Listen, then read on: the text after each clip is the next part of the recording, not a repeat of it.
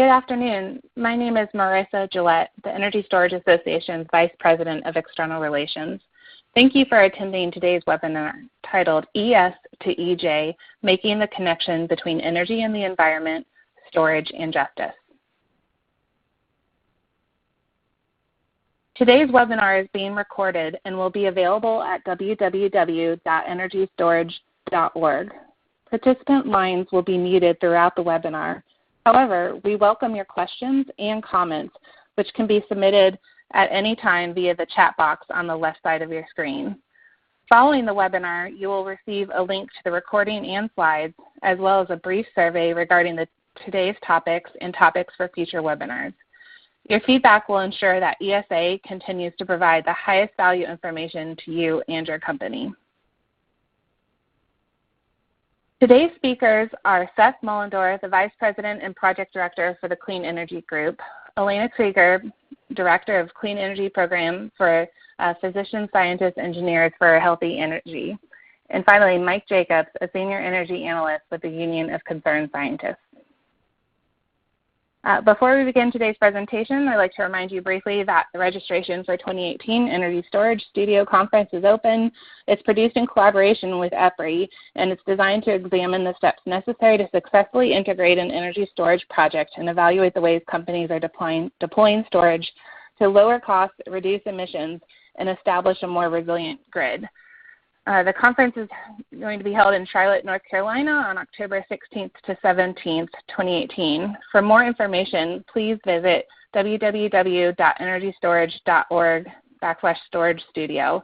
And for those of you joining with us today on today's webinar, we're offering a 10% discount code on studio registration, which is available on the slide shown here. Lastly, before we begin, just want to highlight that ESA is working to accelerate markets, connect members, and educate our stakeholders. Our members directly influence our educational programming. So if you'd like to learn more about membership value-add opportunities, please contact our membership manager, Richie O'Neill. Thank you for your time, and without further ado, I'll hand it over to Seth Mullendorf with the Clean Energy Group to begin today's presentation. Seth? Thank you so much.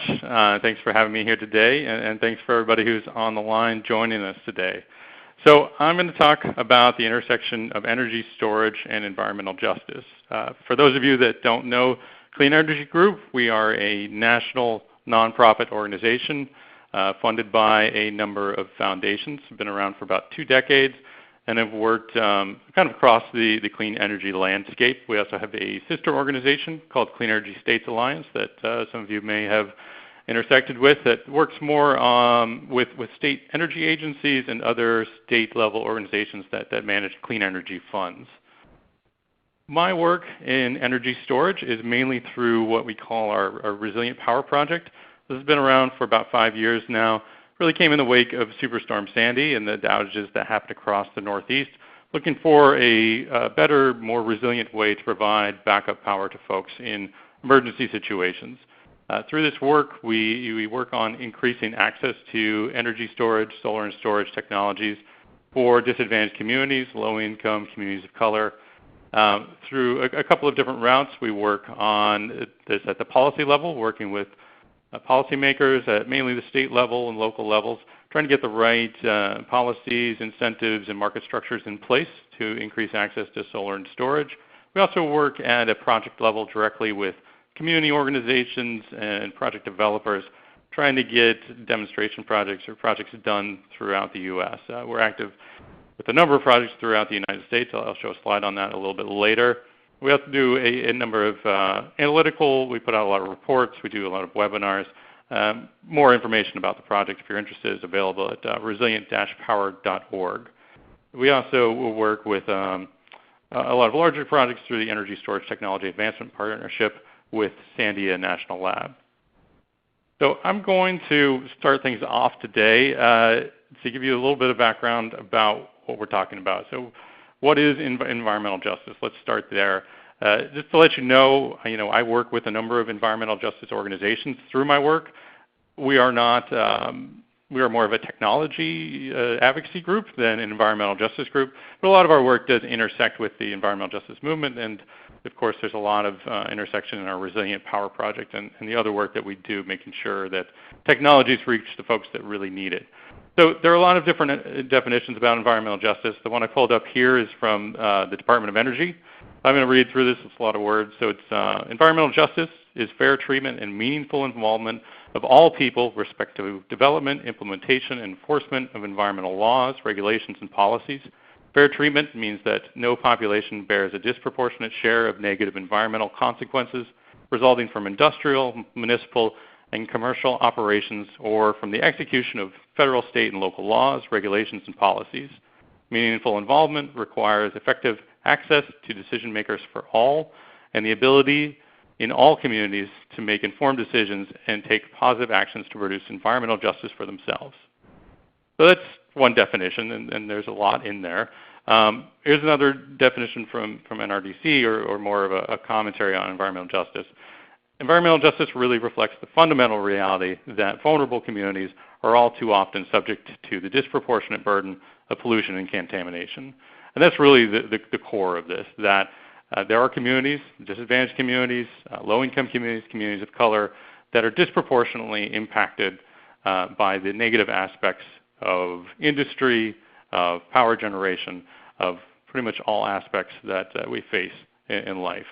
They face a disproportionate burden from a lot of the energy sector.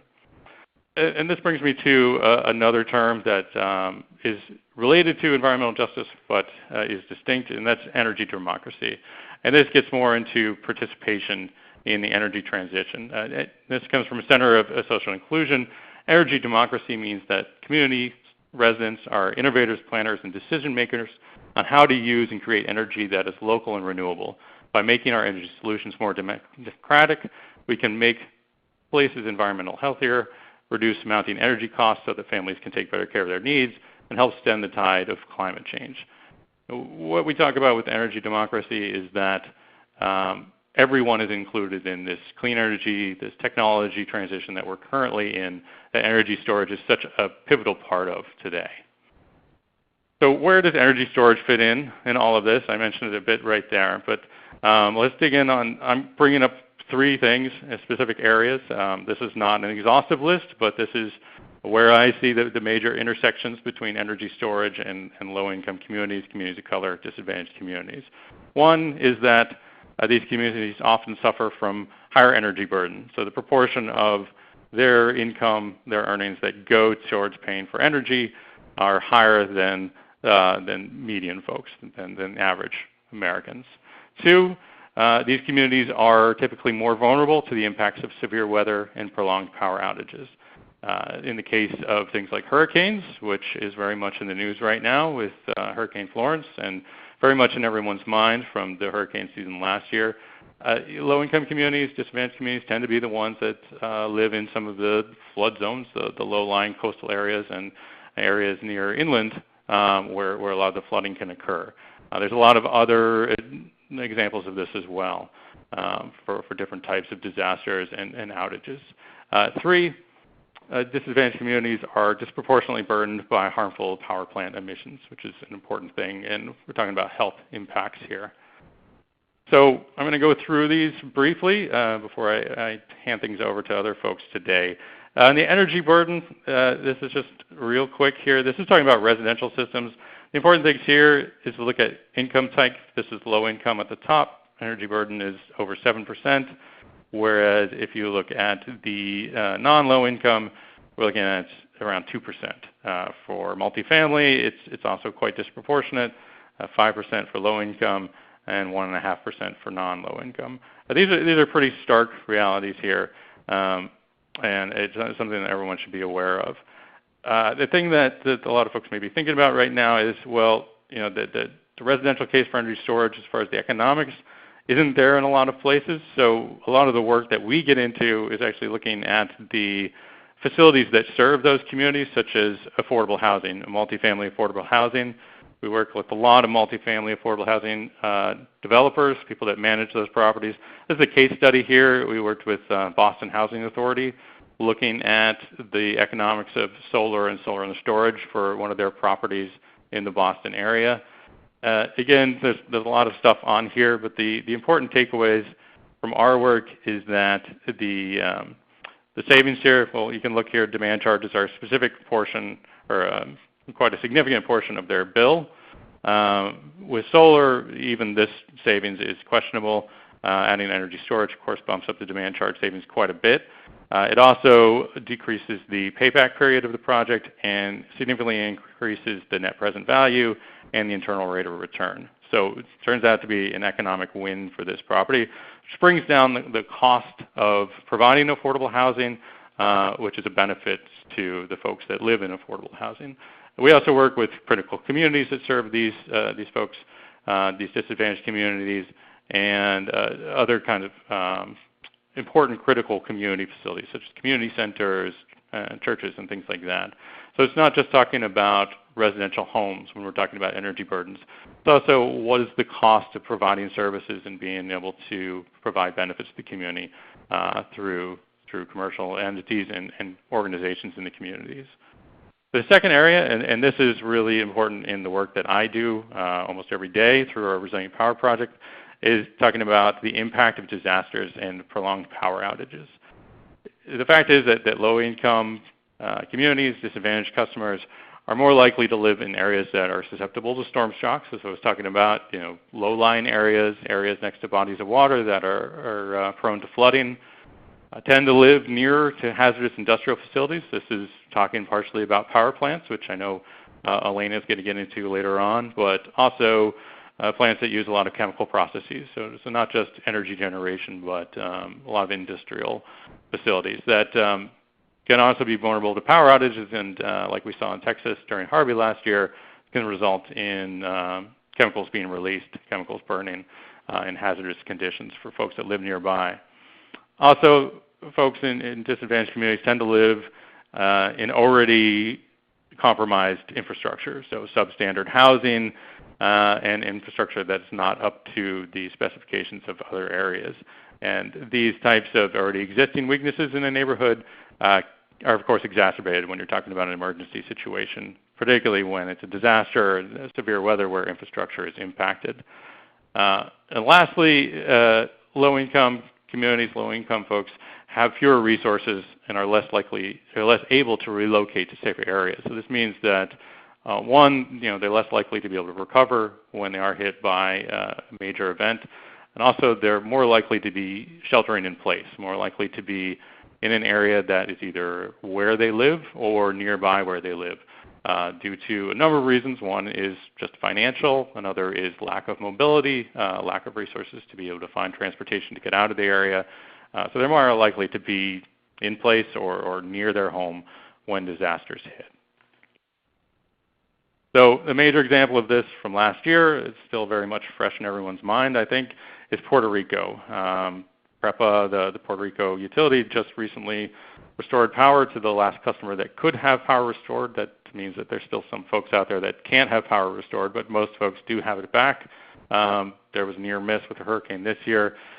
This is the kind of thing that we're hoping never to see again, but the reality is that it did happen in Puerto Rico, and the impact on folks was just insane. The official count I know now is up around 3,000 of folks that died due to Hurricane Maria. A lot of that was due to lack of access to medical treatments and medications, things that were exacerbated by not having power in the area. Power is very much linked to healthcare in many respects, and we saw that firsthand in Puerto Rico. Now, the good thing in Puerto Rico is we are starting to see better solutions that are being deployed. There's a lot going on in Puerto Rico. There's a lot of complexities there, but there are a lot of on-the-ground effort, a lot of nonprofits, community organizations, a lot of funding is flowing into the area to try to develop more resilient power systems. What you're looking at here is on a recent trip that I took to Puerto Rico, looked at a couple of medical clinics that Clean Energy Group helped support through our Resilient Power Project to get solar and energy storage. These are a couple of batteries down here at the bottom that have been installed in the clinics. Basically, this keeps refrigeration going and helps the clinic be able to at least offer medications to folks and continue that service going if there is another prolonged power outage. As far as my work here, the fact is there are a lot of projects that are interested in doing this, so this isn't just a one-off kind of thing. We, over the course of our project, over the course of the years we've been doing this, have provided technical assistance support to more than 100 projects across the U.S. A lot of this has been concentrated in the Northeast in the wake of Superstorm Sandy. We're seeing more and more interest in the West Coast, and of course the Southeast have been much more active in that lately. I'm expecting North Carolina and South Carolina to have a renewed interest after Florence hits as well, unfortunately.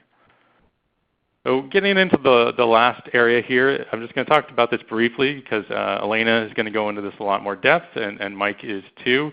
Talking about power plants and the fact that power plants are disproportionately sited in or very near disadvantaged communities. This is just a poll out from a report that Strategy Consulting did for New York Best, looking at peakers in the New York City area. They found that nearly 3 gigawatts of peakers, aging peakers, are approaching retirement within the New York City area. Of course, air pollution presents a huge health problem in New York City. And the graphs there on the left side of the screen show the relative economics of installing a peaker plant over here on the left side. This blue versus energy storage, taking into account certain benefits. And they found that the energy storage was the more cost-effective solution for New York City to explore. So I'm just going to briefly talk about policy opportunities as well, because there are certainly a lot of challenges that come in with trying to incorporate environmental justice into your work, into developing energy storage projects, into focusing on lower income areas or disadvantaged communities. There are some policies that have been put into place, a few of them that have tried to address this problem. AB 2868 in California authorized the investor-owned utilities to install 500 megawatts of energy storage, making sure that there was a priority for projects serving the public sector and low-income customers. As far as I know, there have been proposals from each of the 3 utilities. 2 of them from San Diego Gas and Electric and Southern California Edison proposed projects specifically to incentivize energy storage for multifamily affordable housing. As far as I know, those are still kind of in limbo and haven't been authorized yet or in the works. California, the Self-Generation Incentive Program, which has been a huge boon to behind-the-meter storage in California, has a 25% equity carve-out for projects in low-income communities and disadvantaged communities. Massachusetts has a forthcoming solar program called the SMART program that has an additional adder for projects serving low-income communities and for projects including energy storage. Massachusetts also had a community clean energy resilience initiative, the CCERI, which was $400 million for municipalities to use clean energy technologies. These involved energy storage as well to protect citizens from outages. There's a lot more that needs to be done. The Clean Energy Group, we're working on loan guarantee programs to help with financing opportunities. In Puerto Rico, we're looking at possibly some of the community development block grant, disaster relief money, a carve out of that for energy storage incentives. A lot needs to be done, but there are things that are out there happening. So I'm going to stop there. This is my contact information. So any questions that you have that we didn't cover today, please feel free to contact me. That closes out my part of the presentation. Thank you, Seth. We'll definitely have time at the end of today's presentation for any questions that you all have. As a reminder, in the meantime, please use the chat box on the bottom left-hand side of your screen to type in any questions for any of our presenters during the presentation. So for now, we're going to move on to our second presentation of the day. That is Elena Krieger with PSE for Healthy Energy. Elena? Hey, thanks. Can you guys hear me okay? Yeah. Great. So thanks, Seth. I'm going to build on some of what Seth discussed in terms of energy storage and environmental justice.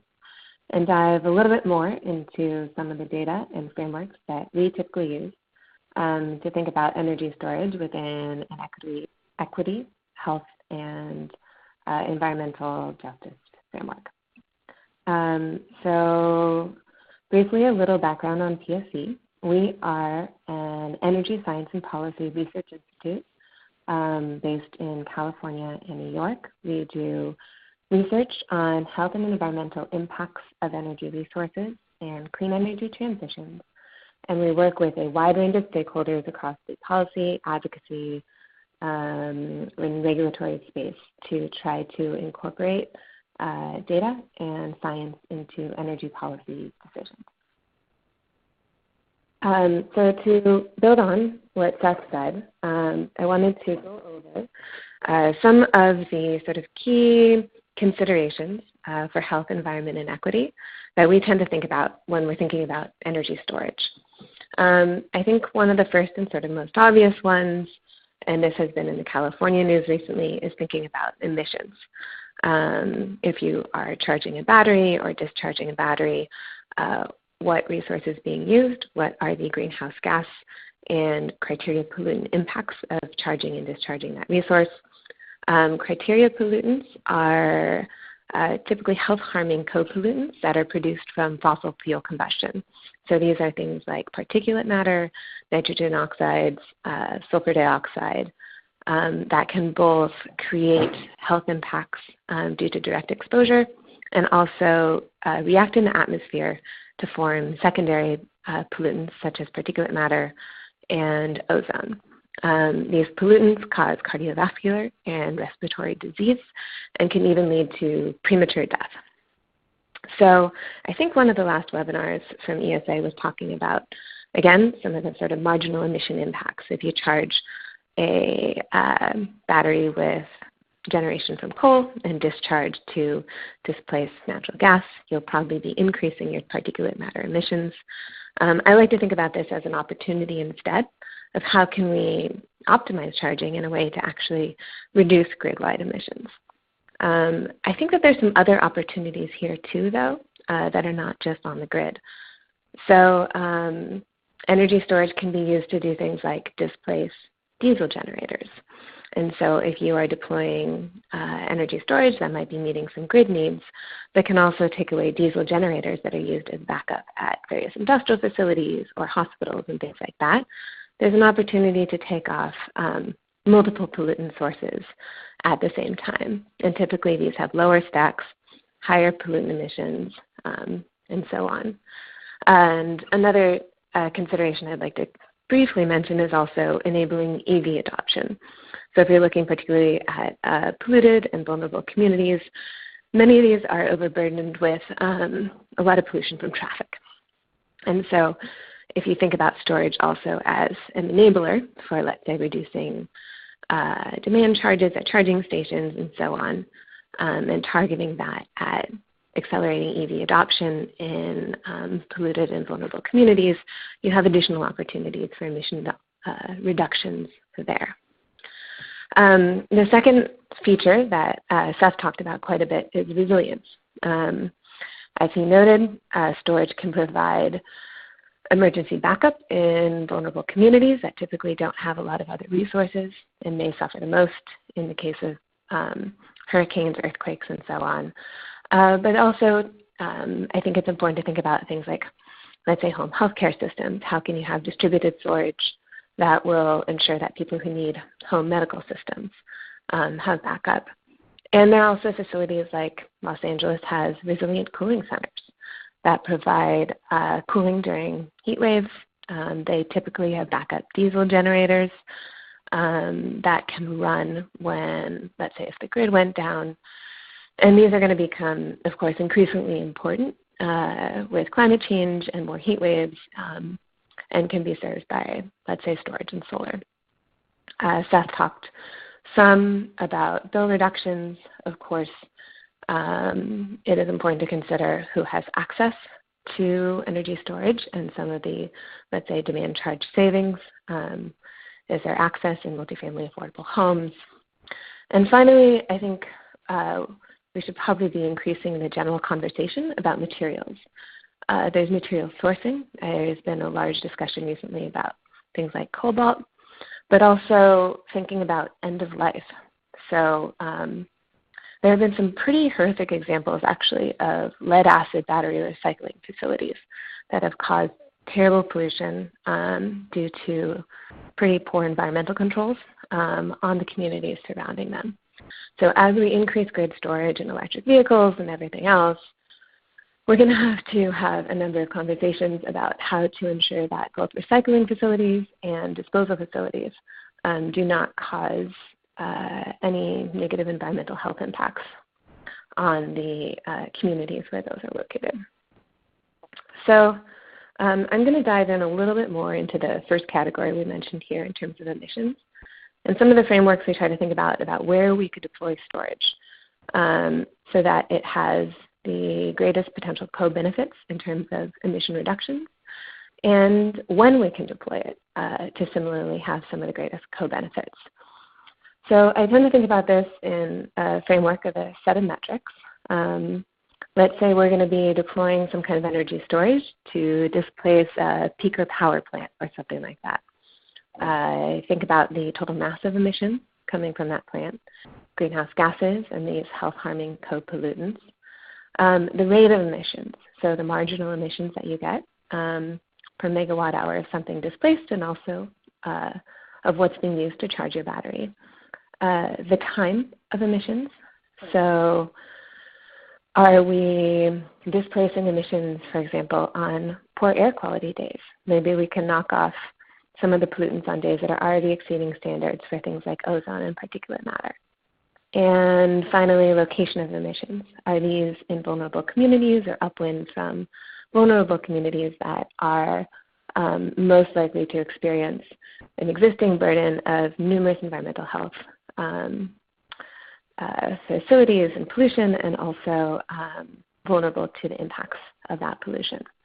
So as an example, is there an opportunity to, let's say, preferentially dispatch energy storage charged with low marginal emission resources on bad air quality days to reduce your emissions from your most polluting power plants near upwind from disadvantaged and vulnerable communities?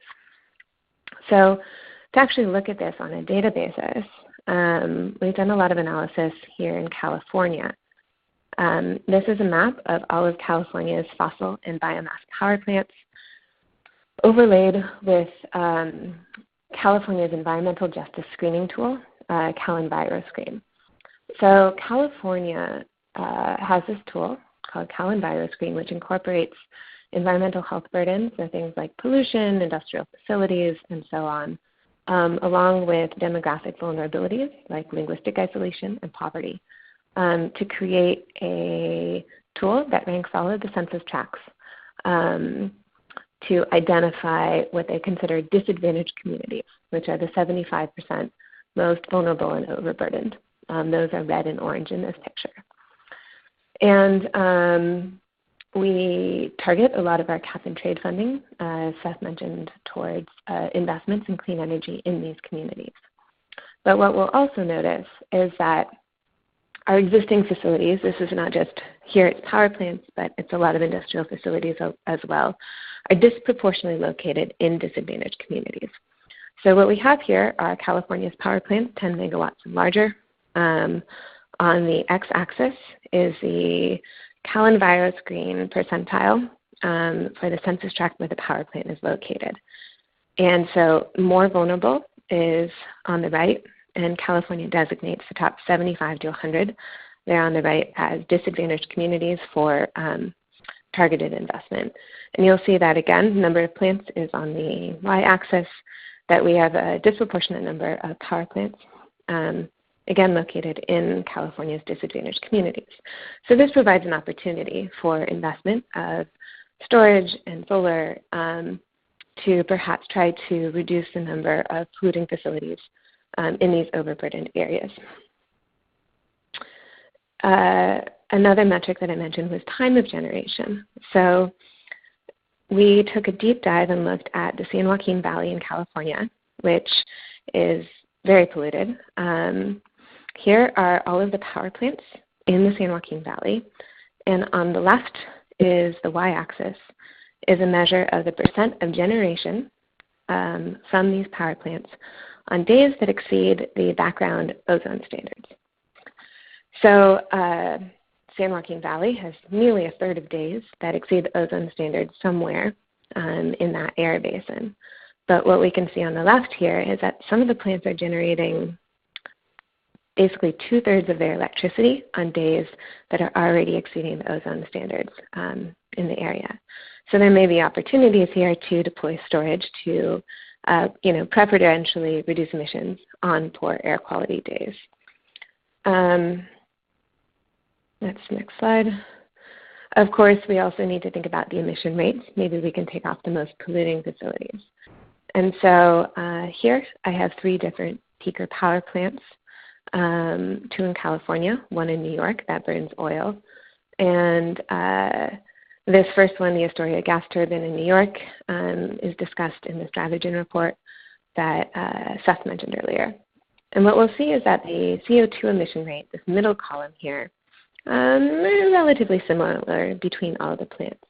But the NOx emissions are really high for the plant that burns oil, the Astoria gas turbine, but they're also pretty different for the Feather River Energy Center in Newland, which means that there may be greater co-benefits from using storage to sort of preferentially displace the Feather River Energy Center in terms of emission reductions. So we sort of bring some of these concepts all together. We've been looking at a power plant in the Los Angeles area called Harbor. It's an aging power plant that's mostly used as a peaker these days, located in one of the most disadvantaged communities in the Los Angeles area. The disadvantaged communities are in dark red in the map here. And we've been thinking about strategies to incorporate clean energy technologies like storage and solar to mitigate the need to repower this plant. It's in the transmission constrained area, which means that you likely need local deployment in these disadvantaged communities in order to mitigate the need for this polluting power plant. And so on the right, we have some of the building blocks that we could consider in order to sort of optimize health, equity, and environmental benefits in this process. So these are things like solar and storage and efficiency for low-income households, which can provide some of those bill benefits that we discussed. There are a lot of industrial facilities, so deploying storage that will not only provide the grid services, but displace diesel generators or even enable the electrification of some of the heavy-duty equipment that uses diesel at the industrial facilities throughout these neighborhoods. We can, of course, try to create incentives that will allow us to charge and discharge storage across the board at times of low emissions, discharge at times of high emissions, and finally incorporate storage into resilient cooling centers and microgrids across the area to protect vulnerable communities in the case of emergency. And all of these we can sort of, again, think about stacking together to simultaneously provide grid benefits. So I just wanted to touch on a few sort of potential decision-making points when equity and environmental health might come in, and some considerations. Of course, when we're thinking about when storage might come onto the grid, power plant repowering considerations, existing reliability must-run contracts like we have in California are pretty good targets for maybe where storage might be competitive. But in that process, we can think about how do we not only meet those grid needs, but also optimize emissions and maybe do some distributed storage and other things like that that can add resilience and other co-benefits. We talked a little bit about loading order, sort of preferentially calling on cleaner technology, particularly on poor air quality days. There are opportunities for cap and trade investments in California in disadvantaged communities to simultaneously think about some of these additional emission reduction opportunities. California is currently talking about how to optimize its time of use rates to better reflect greenhouse gas marginal emission reductions, but also incorporating those to include criteria and health harming co-pollutants. And of course, as we develop incentives to bring storage onto the grid, thinking about how to simultaneously incentivize resilience, emissions, equity, reduce ramping from plants that tends to have high emissions, and so on. And a final note, again, I wanted to sort of reiterate the point that we have a lot of power plants that are located in disadvantaged communities. If we're thinking about alternatives in places that tend to be somewhat transmission constrained, investments in those communities are probably more likely to reduce demand for that local plant and take that polluting resource offline in that area. And so I think that's pretty much it. Again, we are thinking about emissions, we're thinking about bills, we're thinking about resilience, and thinking about materials in terms of health equity and environmental potential impacts and potential benefits in terms of energy storage integration. I'm happy to chat more. Here's my contact info, and please don't hesitate to reach out. And I will now pass this on to Mike.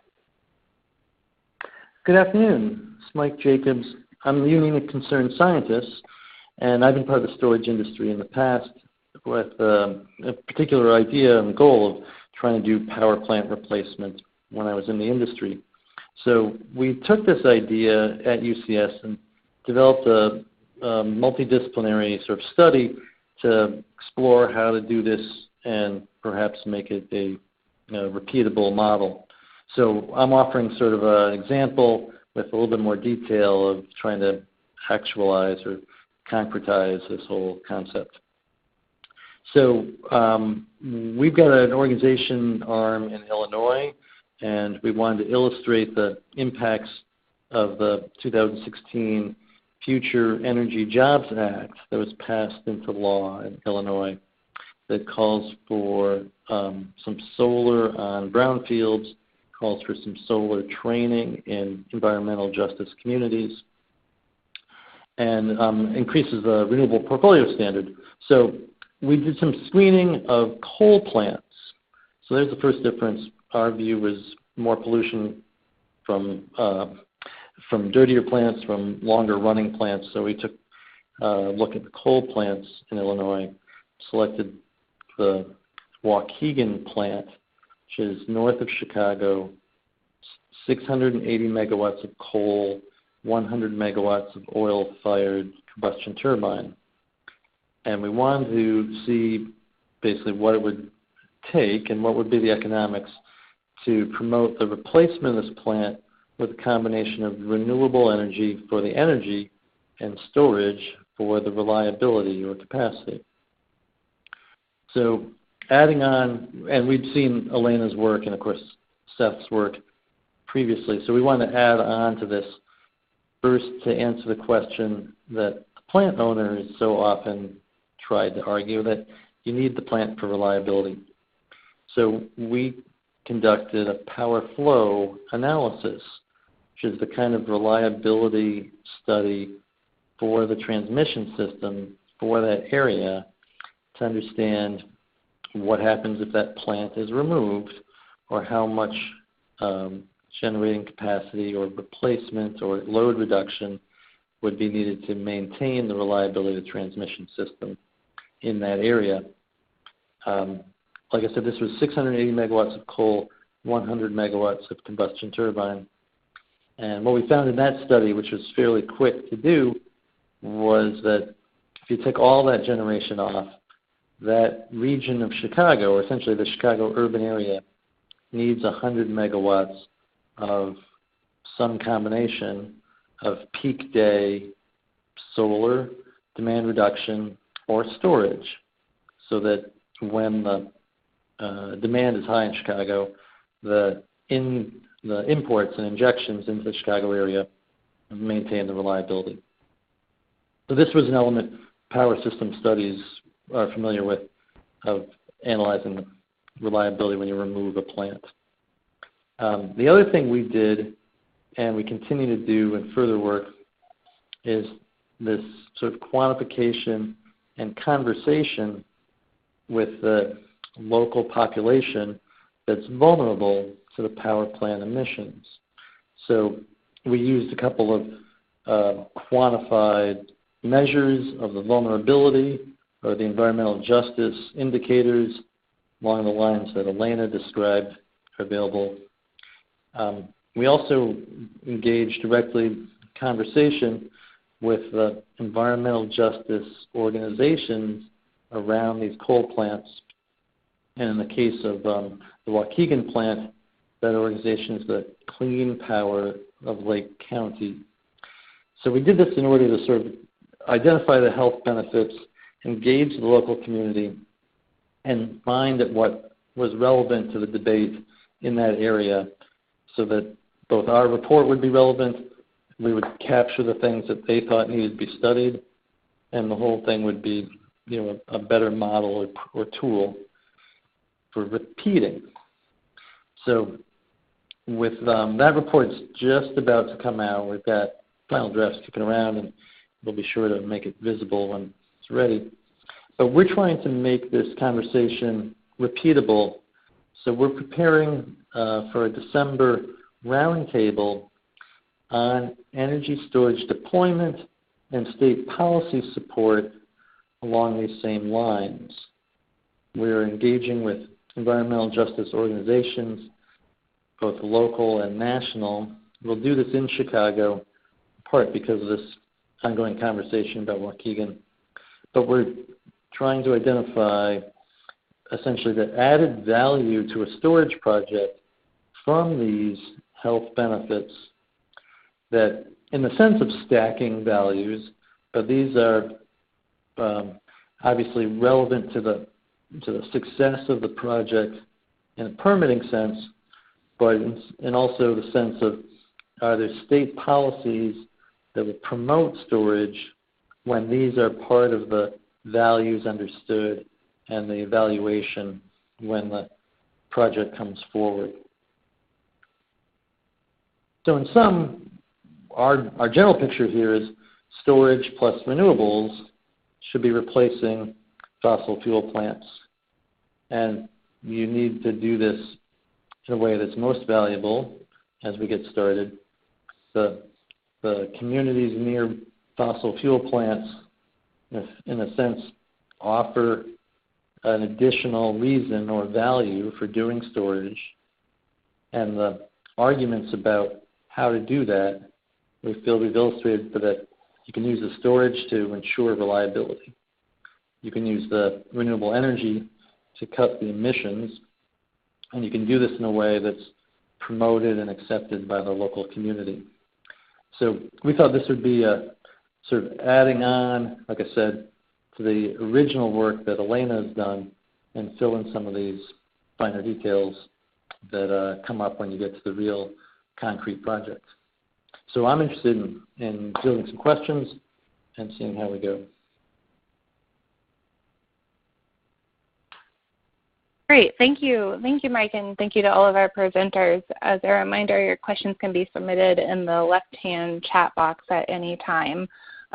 While we are waiting for a few questions to come in, let me ask Mike a clarifying question. The roundtable that you mentioned in Chicago, is that open to the public? The concept of value stacking is obviously near and dear to our hearts, and any attempt to monetize some of those issues, as you alluded to, I'm sure would be welcomed in building the economic case out further for storage. Is this something that you are open to the public? Is there a work product that you're expecting to be able to share with the industry afterward? Of course, good question. So we're keeping this to a workable round table, like literally, physically, people can all see each other in the room. So it won't be open to the public, but we're explicitly trying to create a work product that reflects the sort of best lessons brought to that room, and make a set of recommendations for state policy adoption that captures, or offers a way to capture these added values. And hopefully that then becomes part of a public debate about perhaps legislation or scoring of RFPs or something of the sort. But we felt that we needed to sort of get people together for a day or a day and a half to sort of build enough vocabulary and understanding about where these values are and how these things fit together so that there'd be a stronger report to share with the public. Thank you. I'm definitely interested in the work product that you put out, as I'm sure many of our members will be. Let me take the moderator's prerogative and ask a few questions of my own while people are gathering their thoughts. So I have a question that I'd like to pose to each of you in turn, to the extent that you have thoughts on it. Earlier this week, California Governor Jerry Brown signed into law SB 100, moving the state toward 100% zero carbon electricity by 2045, as I understand it. Is there something specific in your mind that industry stakeholders, and by that I mean the energy storage specific, is there something that we should be on the lookout for as implementation begins? Is there expected to be an EJ specific angle to the implementation of SB 100? And I can start with any of you are welcome to take that question. Well, I can take a stab at it. Oh, go for it. Well, no, and I was going to defer to you, Elena. I don't know much about how that is going to be rolled out or how that's going to be implemented. Judging from some of the recent activity in California, I would imagine that there will be some equity component in that. The environmental justice voices have become louder in the proceedings, both in the legislative processes and in the Public Utility Commission proceedings as well. So, I would certainly expect there to be those voices raised again as this is rolled out, and I would hope that they would be heard and there would be some provisions for considerations for environmental justice as far as projects. There should be a prioritization for at least some carve-out of projects to meet the goal to be in at least benefiting environmental justice communities, disadvantaged communities. But as far as any insight into how it actually happened, I don't have that. So, Elena, did you have any more insight into that? Not much more. Again, just we have the specific funds from our cap and trade program are targeted towards disadvantaged communities. And I would imagine that, again, we're going to have sort of some similar earmarks, but probably additional considerations on sort of improving metrics for how to actually realize those benefits. So who is getting the bill benefits, who is getting the environmental and health benefits, I think we'll need some additional consideration. So Marissa, if I could, so yeah.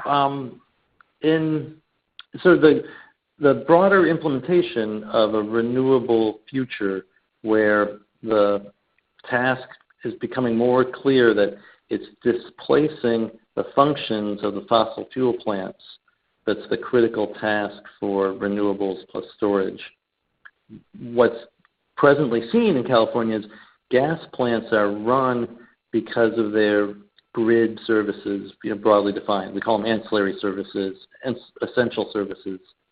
So if the development community can spot how their assets, how their storage or their renewables plus storage can explicitly offer and be recognized as offering those ancillary services, the gas plants are going to be turned off sooner, and the promotion of that towards the environmental justice community is a logical benefit. So the way to get to the 100% renewables is also the way to get more storage and renewables valued, and they all lead to turn off the gas plants. Understood. Thank you to each of you for that insight. There are a few more questions, and a reminder, people can type in their questions at any time to the chat box. Another question I have is about the multifamily angle that I believe each of you touched on during your presentations. I recently came across a group called the Grid Alternatives. I think that they do a lot of work in California, and I'm sure they have chapters all over the United States.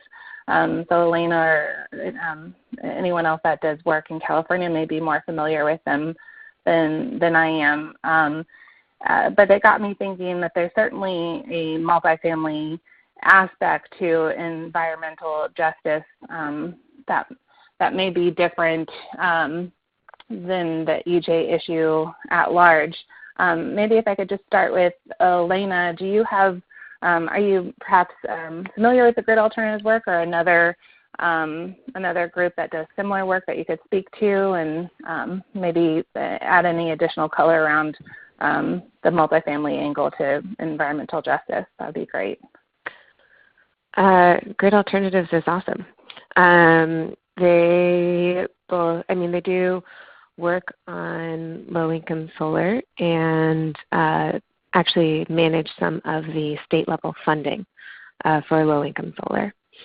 The multifamily, California has a couple of different low-income solar programs, so the single-family affordable solar home, SASH, and multifamily affordable homes, MASH. So there's state-level funding for that. I can't remember, actually, Seth, if you remember offhand, if Grid manages MASH or SASH or both. Yeah, Grid does SASH, but they have been involved some. They're getting more into the multifamily. And again, you have some opportunities from the multifamily standpoint to sort of manage building level solar and potentially storage for, renter households that might not normally have access. So I think that there's some models that are currently, set up from a solar standpoint that could be expanded to incorporate storage as well. And so some of those conversations are starting to take place in California. Seth, I think you might have you do multifamily work as well. Yeah. The multifamily housing is very near and dear to the work that I do. A lot of my time is spent looking at multifamily housing, in a large part because this is disadvantaged communities that are subject to demand charges when you're talking about the commercial side of the bill that multifamily housing incurs. So in our work, we're mainly looking at what is on the commercial side of the meter. Some master metered buildings, that does include residential charges as well, and there are a lot of those that are out there.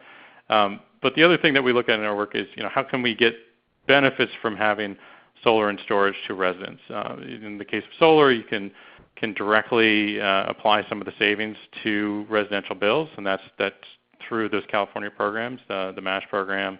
And then there's a new program called SOMA. It's Solar on Multifamily Affordable Housing that is yet to be fully implemented, but it'll be $1 billion potentially in money for solar and multifamily housing in California. Energy storage is not directly a part of that, but we actually tried to get it in there. And a couple of the utilities, the programs that they have proposed through AB 2868 actually tie directly to that new solar program, saying that the energy storage would go into multifamily housing that's participating in the new SOMA solar program. As far as the benefits to the low-income disadvantaged folks that live in affordable housing, there are a couple of ways there. One, the clear way in our work is through providing resiliency. This usually means that there'll be common area resources, whether that's a big community space that has lighting, has plug loads so people can charge devices, refrigeration to keep medicine cool, keep communications with the outside world, sometimes heating, cooling, elevators, things like that. Certainly making a building more resilient to outages and disasters is a benefit to everyone. There is the potential, too, for some of the savings through the demand charges to be passed along to users either directly or through providing increased services to folks as well. So, and I'll say back to Grid. Grid is active in a lot of states across the country, not just California. We've had the opportunity to work with them on a couple of projects, and a couple of them seem to be moving forward. But it's still an area where there's a few projects that have been deployed in multifamily affordable housing, and there's a lot of interest, but it's not widespread like a massive scale of projects that are getting done at this point. On the topic of SOMA, I'm going to add a quick plug. If you go to our website, we've actually put up a map of all the multifamily affordable homes in California, and it allows you to filter for the likely homes that are eligible for the solar and multifamily affordable homes. I imagine that this might be useful for thinking about solar and storage as well as filter for things like the utility and region and the potential solar rooftop potential. So that's on our website. Great, thank you. Thank you to you both. So I think we have time for one last question, and it's probably not a very fair one with only 4 minutes left, but I'd love to hear each of your thoughts in turn on what the energy storage industry should be doing to dip our toes further into this subject matter. If the webinar is seen as a first step, what is our next step in your mind? Maybe start with Mike on this. Yeah. So I think the EJ issues are really a part of and included in the basic transition to a cleaner energy supply. So the storage folks should do two things. Make sure when they do their site screening and site work, they're engaged with the local community, so there's acceptance and success. And the other is contract for services that replace fossil fuel plants and then make those part of your bids so you are known as a supplier of those services. Thank you. Very well put and nice and succinct. Seth?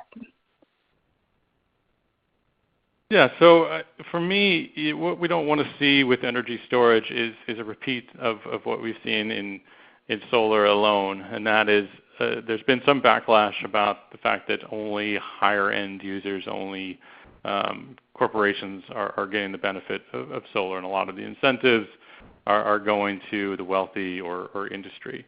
So my suggestion would be to make sure that even though sometimes it can be more difficult working on projects that are specifically targeted towards helping environmental justice communities, financing can be more difficult, it can be more red tape sometimes, it's worth the effort to make sure that energy storage, this transition, this adoption of this new technology is an equitable transition and that everybody can be a part of.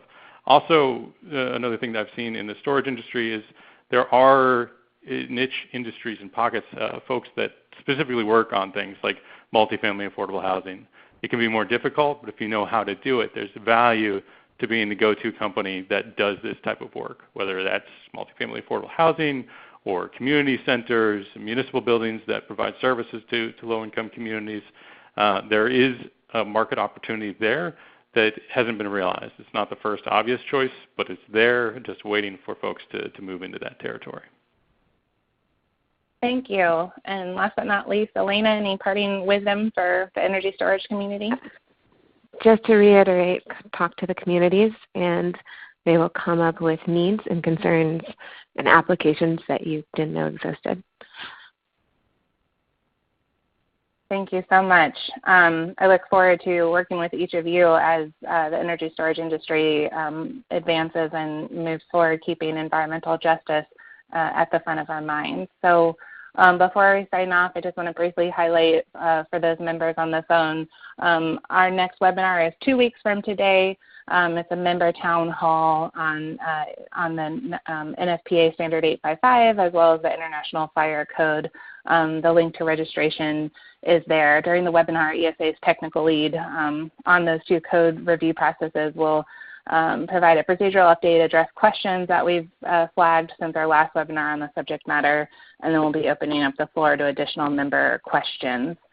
So that's all that we have today. If you have any questions regarding upcoming events or webinars or ideas for future webinars, please email us at education@energystorage.org. Thank you once again to our presenters, Seth, Elena, and Mike, and thank you to each of you for joining us in today's important conversation. That's all for us, and we hope you enjoy the rest of your day and stay safe and dry if you're in an area affected by Florence. Thank you.